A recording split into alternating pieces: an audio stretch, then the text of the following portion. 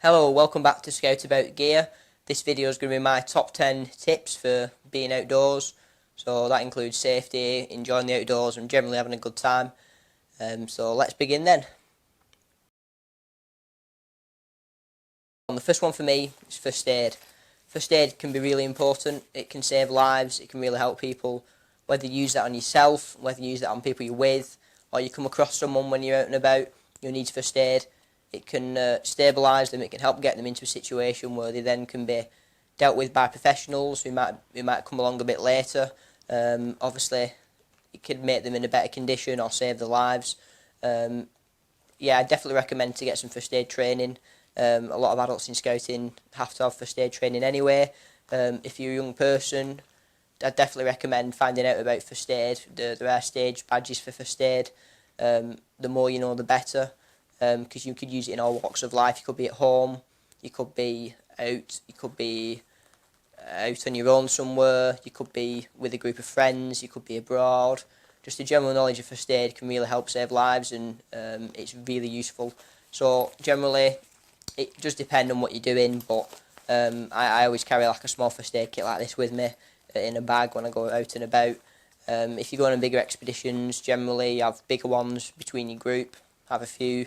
And generally, if you go in on more specialist things, you get specialist training, whether that's abroad or whether that's altitude or things like that. But yeah, first aid is definitely really important. Don't underestimate it. It can save lives. So number 9 for me is water. I've underestimated water so many times. Just the fact of being hydrated helps you so much. Helps you think better, helps you concentrate. It gives you a clear head. It helps keep you healthy. You're less prone to get any other illnesses when you're well hydrated. Just generally when you're out and about, try and carry some water with you or drink water as much as you can. Although there's lots of other drinks that include water in them to a high percentage, water is generally one of the best for getting you hydrated.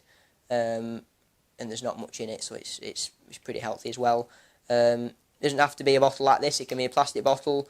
As long as you take your rubbish with you or reuse it, drink plenty of water, and you can't go far wrong really. Okay, so number 8 for me is a hat. Hat can be really important. It protects the top of your head depending on the weather. If it's cold, it'll protect your ears from the cold. It'll protect your forehead from the cold. Protect the back of your neck from the cold. Also, near the top of your eyes as well. It can stop with rain and wind and things getting in. Roughly a head's about 1/10 of your body, so something as small as a hat that can go in a pocket or a bag can really help with that. Help with warmth. Obviously, head's the top of your body, so it's more likely to catch more of the wind. So if you've got something just to stop the wind and the rain, even a hat like this, which isn't waterproof, will stop a lot of the rain soaking your hair through. It might get a bit damp after quite a bit of rain, but generally it'll do quite a good job, and just help you feel more comfortable, which means you can do things a lot more efficiently and better. And hats can be quite cheap as well, so I always say take a hat if it's a lot warmer weather, something like a baseball cap, stop the sun from going in your eyes. You can also get hats with drapes down the back that protect your neck from sunburn. These are lightweight, you stop the sun directly hitting your head and getting really hot. They're also can be ventilated with holes in as well. Even ones like this have pockets and things in for change, but it's up to you really. But generally helps with the sun a lot. Pretty good. Even if you have a hat like this, like a flat cap, you can use that for protecting your head a bit from the sun. But it's a bit more old-fashioned that. But each to their own. Okay, number 7 for me is layers. When you're going outside, depending on the weather, you'll need layers. At the time of filming now, it's actually snowing in the UK, so it's important to layer up, especially if you're going outside. Even if you do something like catching the bus, you're going to be stood still, could be for quite a while, so it's worth layering up just to keep warm, especially if you're doing scouting things as well. Obviously, if it's hot, layers are more useful than just having one thing on. People think, oh well, if I've got a big down jacket, I'll be fine, in cold weather. But if you do get too hot, Take it off, you might only have one layer underneath. Personally, I actually prefer the sort of having lots of layers, so having some sort of wicking t-shirt on, having a sort of a fleece on, and then you've got your coat. You can have a coat as well, so that could be waterproof, obviously keep it dry, windproof. If you're going somewhere and you go on top of a hill and it's quite the wind chill rather than it being just a cold day, you don't need a fleece on. You can just put something like this over your t-shirt, keep the wind out, help you feel more comfortable. These squash up to quite a small size. Generally, yeah, layering's a great thing to do. It keeps you comfortable. It means you can enjoy things more, so I definitely recommend using a layering system.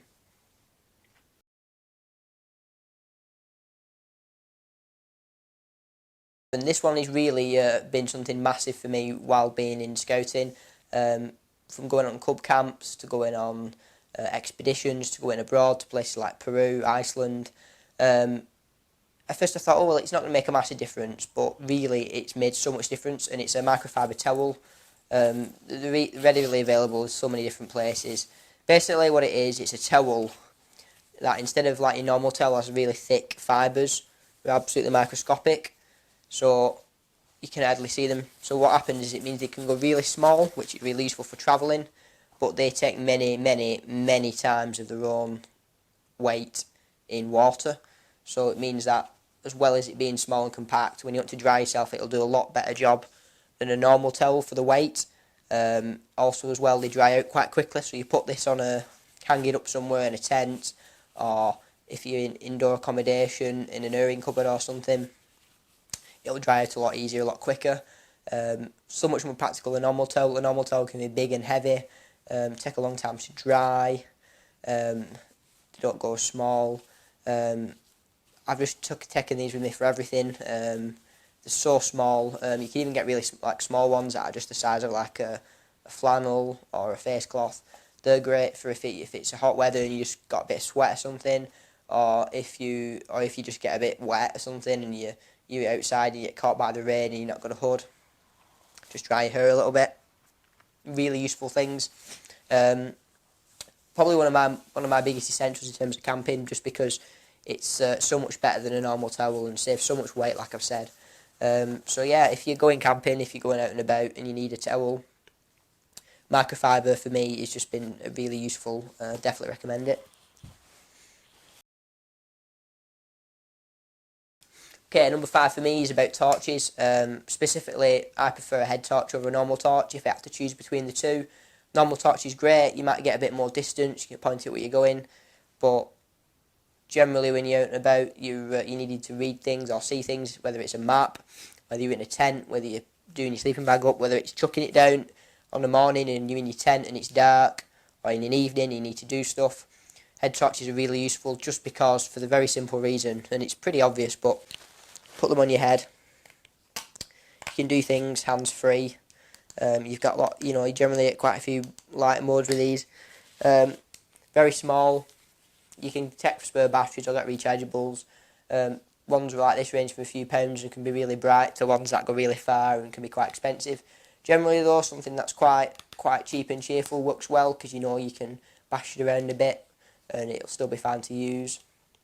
I had one that I got when I was pretty much in Cubs, and that lasted me till Explorers, so you're talking about 6 years, and I'd used it on everything: wide games, camps, hikes, evenings, all sorts of things, home, in peril cuts. You just use them for all sorts, and they leave your hands free, they're small, can be quite bright.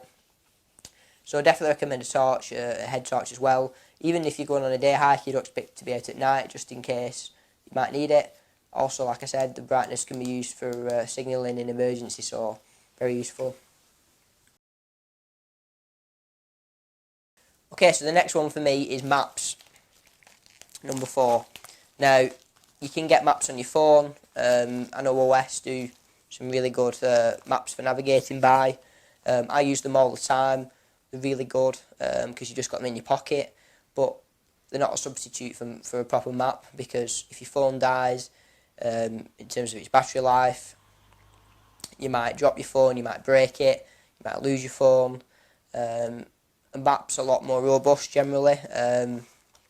OS maps I quite like. There are obviously other ones available, but OS maps obviously fold down to this. They're quite big. They give you something like a scale like this. The 1 to 25,000 scale is great for when you're doing a lot of expeditions and navigating. You get to really see really small routes and things. Really useful. You've got the contours for the height. Definitely I would recommend brushing up on your map skills, whether you're a scout or even a leader.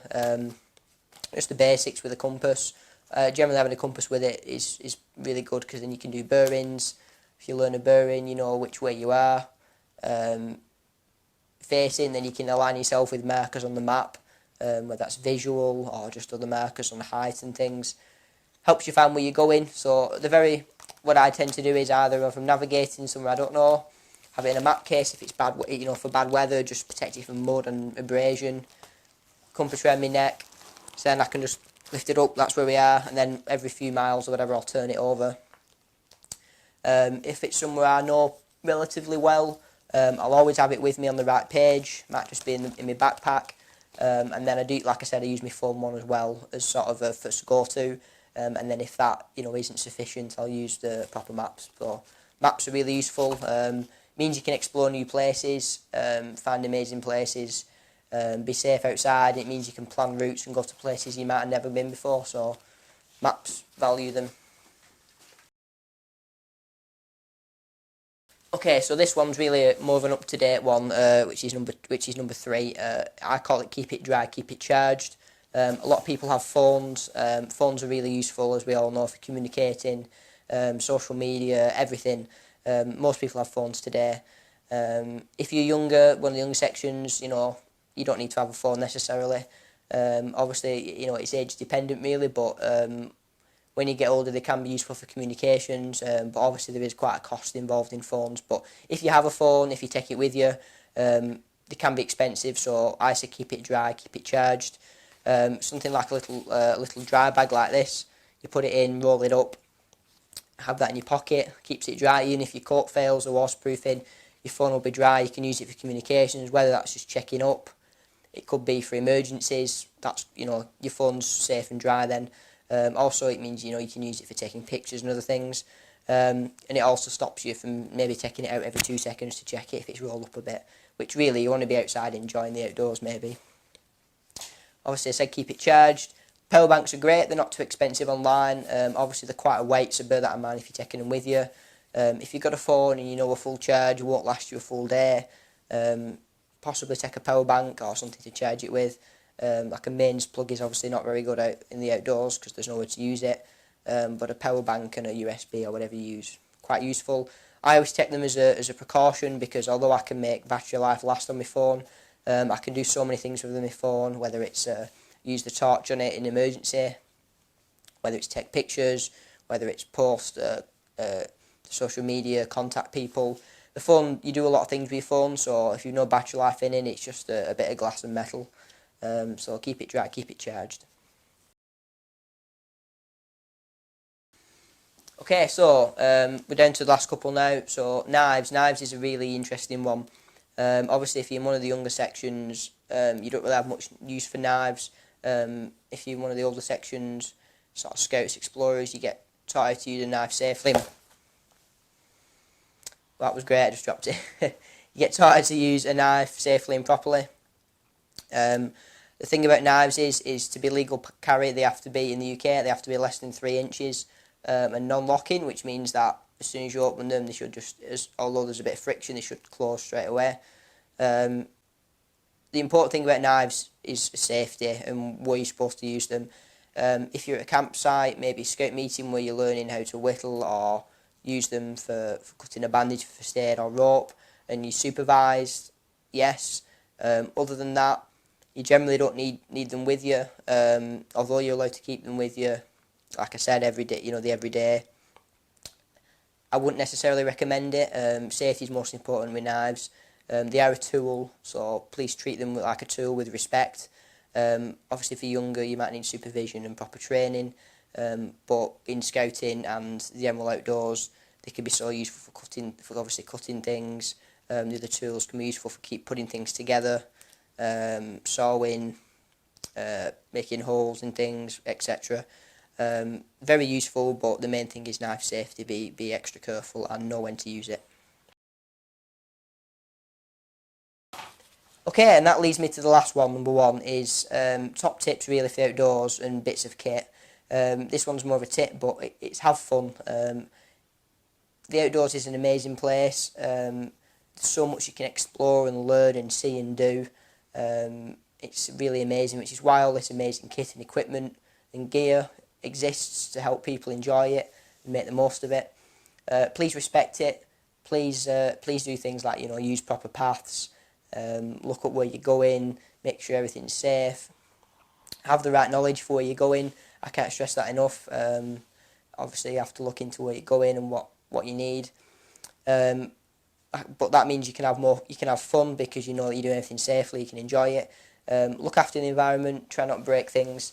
Most of all, if you're taking things with you, snacks, etc., please take the litter with you. It's just really simple. It keeps it tidy for everyone else, and it means that you're being responsible, and things like this don't stay in the ground for hundreds of years.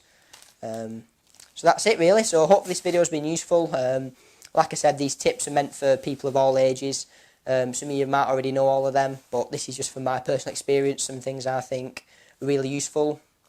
Please like, please subscribe, please comment below with any thoughts, what you found to be useful, and any other ideas for videos, because I've got plenty of stuff I want to do, plenty of gear I want to show, plenty of gear I want to review. So yeah, thank you very much for watching. I'll see you next time.